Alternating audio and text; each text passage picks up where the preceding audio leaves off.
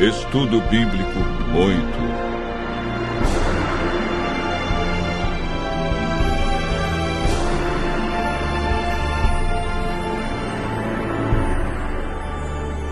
8. O milênio.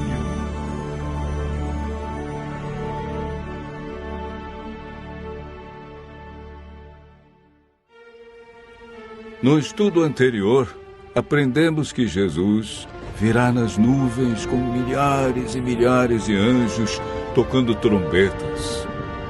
A Bíblia diz que ele vem de maneira visível, literal, e que todo olho o verá. Aprendemos que por ocasião da volta de Jesus, haverá 4 classes de pessoas na terra. A primeira é composta pelos justos mortos, que farão parte da primeira ressurreição. A segunda classe é dos justos vivos, que serão transformados e levados para o céu juntamente com os ressuscitados. A terceira classe é formada pelos ímpios mortos, que permanecerão na sepultura. A quarta classe é a dos ímpios vivos, que serão mortos pelo resplendor da glória de Cristo.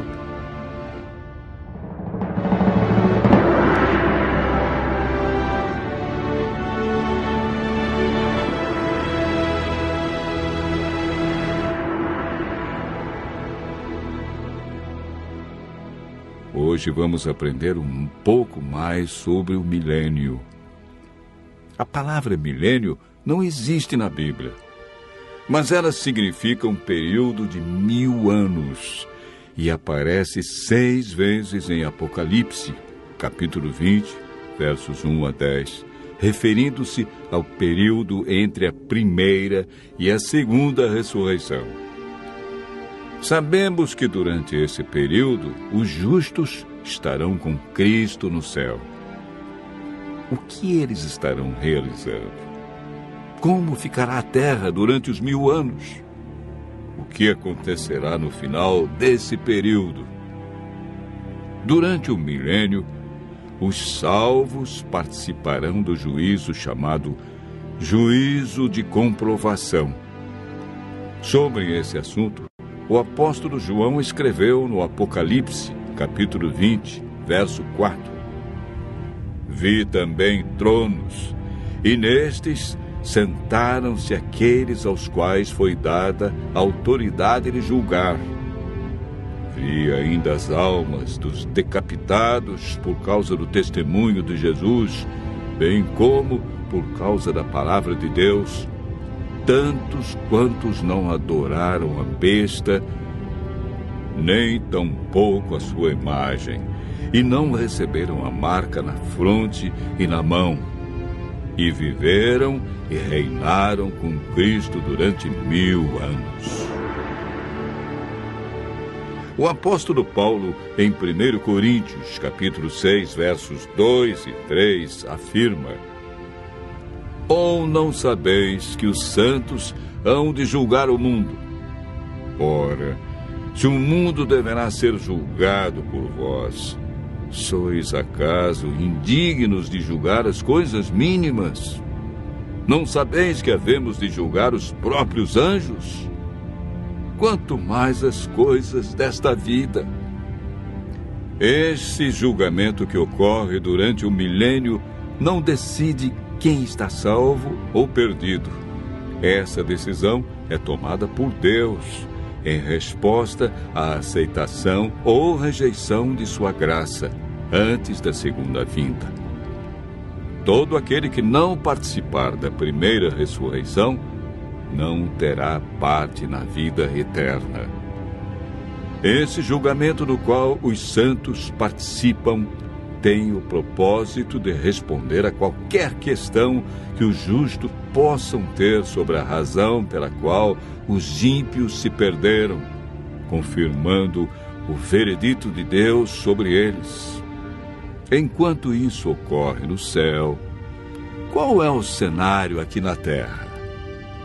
O profeta Jeremias, no capítulo 4, versos 23 a 26, e capítulo 25, verso 33, responde da seguinte maneira: olhei para a terra, e ei-la sem forma e vazia, para os céus, e não tinham luz. Olhei para os montes, e eis que tremiam, e todos os outeiros estremeciam. Olhei, e eis que não havia homem nenhum, e todas as aves dos céus haviam fugido. Olhei ainda, e eis que a terra fértil era um deserto, e todas as suas cidades estavam derribadas diante do Senhor, diante do furor da sua ira. Os que o Senhor entregar à morte naquele dia se estenderão de uma a outra extremidade da terra. Não serão pranteados, nem recolhidos, nem sepultados. Serão como esterco sobre a face da terra. O milênio é o período em que se cumpre esta profecia, quando a terra ficará sem forma e vazia como um deserto, como um abismo. Não haverá pessoa viva e as cidades estarão todas destruídas diante da vinda de Cristo.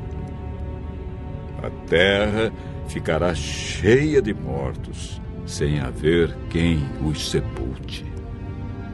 Estas circunstâncias são as cadeias que prendem Satanás a esta terra, contemplando o resultado da sua obra de morte e destruição, conforme descrito por João em Apocalipse 20, versos 1 a 3. Então vi descer do céu um anjo. Tinha na mão a chave do abismo e uma grande corrente. Ele segurou o dragão, a antiga serpente, que é o diabo, Satanás, e o prendeu por 1000 anos. Fechou e pôs selo sobre ele, para que não mais enganasse as nações, até se completarem os 1000 anos. Depois disto, é necessário que ele seja solto pouco tempo. Após os 1000 anos, ocorre a segunda ressurreição. Farão parte desta ressurreição todos que rejeitaram a Cristo, sua lei e seu plano de salvação. Apocalipse capítulo 20, verso 5, afirma: os restantes dos mortos não reviveram até que se completassem os 1000 anos. Esta é a primeira ressurreição. Eis agora o grande drama do Apocalipse. Acabaram-se os 1000 anos. Deus ressuscita todos que o rejeitaram e, consequentemente, Satanás é solto de sua prisão. Apocalipse capítulo 20, verso 3, diz que, depois disto, ou seja, depois do milênio, é necessário que ele seja solto pouco tempo. Por que pouco tempo? Porque Satanás realizará a sua última obra de engano na terra, preparando um grande exército, tão numeroso que a Bíblia diz que será como a areia do mar, para atacar a cidade santa, a nova Jerusalém, que João viu descer do céu. Esse maravilhoso acontecimento é descrito por João em Apocalipse, capítulo 21, verso 2. Vi também a cidade santa, a nova Jerusalém, que descia do céu, da parte de Deus, ataviada como noiva adornada para o seu esposo. Enquanto isso, Satanás reúne seu grande exército. Ele tem milhões de pessoas que foram ressuscitadas na segunda ressurreição. Apocalipse, capítulo 20, verso 9, diz: marcharam, então, pela superfície da terra e sitiaram o acampamento dos santos e a cidade querida. Desceu, porém, fogo do céu e os consumiu. O fogo que destruirá Satanás e os ímpios purificará a terra da poluição do pecado. Deus banirá para sempre a tristeza, a dor e a morte. Os justos, então, receberão as boas-vindas para o seu novo e eterno lar. Nunca mais pecado, e nem pecadores, dor, sofrimento ou morte. Continue ouvindo a voz de Deus e se preparando para um novo céu e nova terra,